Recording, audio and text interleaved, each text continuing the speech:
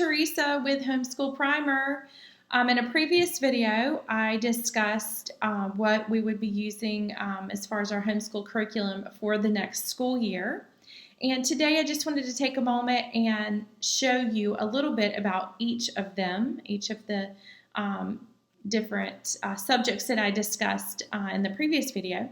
I'm going to start with this one here, 1850 to modern times, which is our chronological history.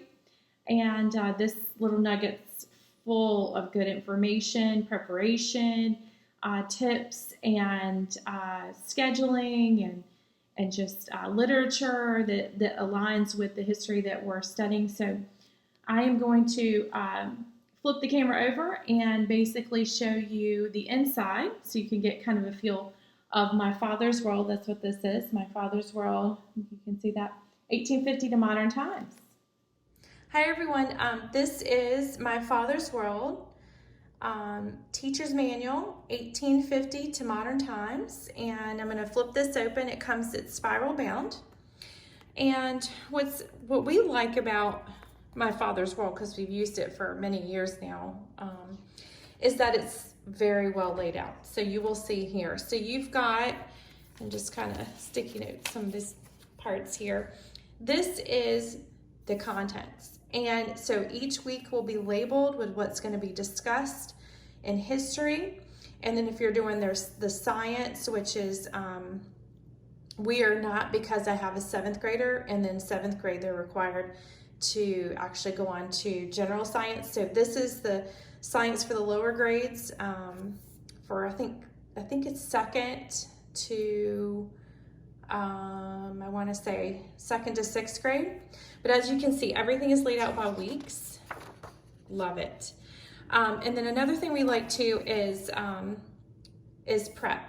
This is basically, it shows you what you need to prepare, what you'll need to get if it's a 3-ring binder, or the USA and world maps, or what you actually need to prepare.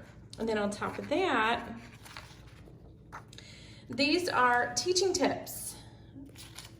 These are so helpful because sometimes you get stuck and you just need someone to give you a little bit of advice of how to tackle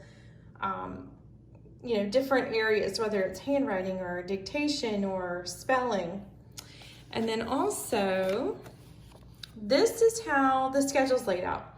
Now, I actually make a copy of this, and I go in and white out what we're not using, and then I write down what we are, in place of that. So for instance, they have God in the History of Art. We've used this. I don't like it.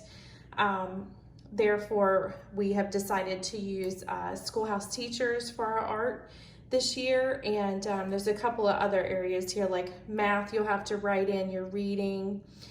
And what I like about the reading is they have in the back, and I'll show you in just a moment, they have laid out weekly a book basket list. So basically what you should read or just have on hand in a book basket, but also included with that, which is super helpful, is historical fiction books for different ages, and they'll tell you what grade levels they recommend for those books, and it's fantastic. Over here you'll see the materials you're going to need for the week. So what you need to prepare for the week, the materials that you need, any photocopies that need to be made, and then if you can see here, it's laid out by days. Monday, it goes into a little bit of detail of what's going on, and then this is all Monday for this one, and then Tuesday, and so on and so on. So it kind of gives the teacher a way to prepare and discuss things as you go through this history. Now, another thing, and these are all going to be kind of similar. This is more of the scheduling and things like that. Now, when you get to, this is what I was talking about with the book basket. These are recommended. Basically, each of the weeks they'll have recommended books, and some of these are, picture books, and some are, longer reads.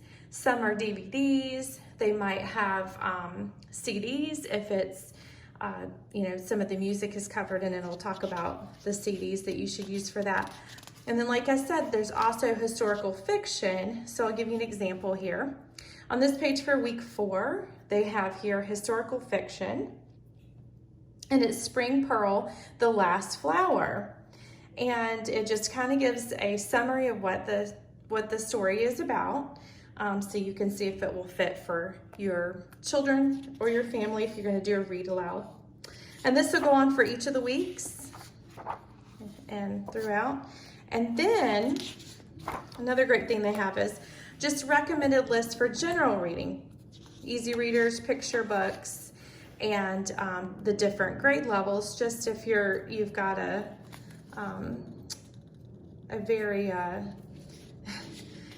motivated reader, then you can come back here and see what grade level matches up with reading, and assign them some extra reads. So that is My Father's World, 1850 to modern times. And like I said, we've used at least I think 4 other years. So we've thoroughly enjoyed My Father's World. All right, that is Homeschool Primer. We'll catch you next time. Don't forget to subscribe to our YouTube page for more.